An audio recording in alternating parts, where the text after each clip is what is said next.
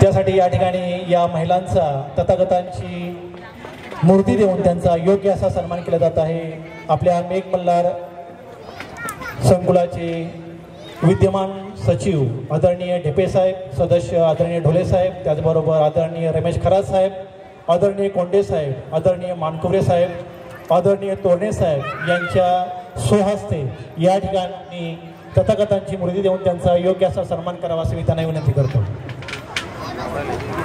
सर्वांनी जोरात टाळ्या वाजवल्या पाहिजेत। या ठिकाणी अतिशय सुंदर असं गीत या ठिकाणी या महिलांनी हे नृत्य सादर केलेलं आहे, त्याबद्दल यांचा या ठिकाणी या मान्यवरांच्या हस्ते या ठिकाणी तथागतांची सुंदर अशी मूर्ती देऊन या ठिकाणी त्यांचा सन्मान होतो आहे।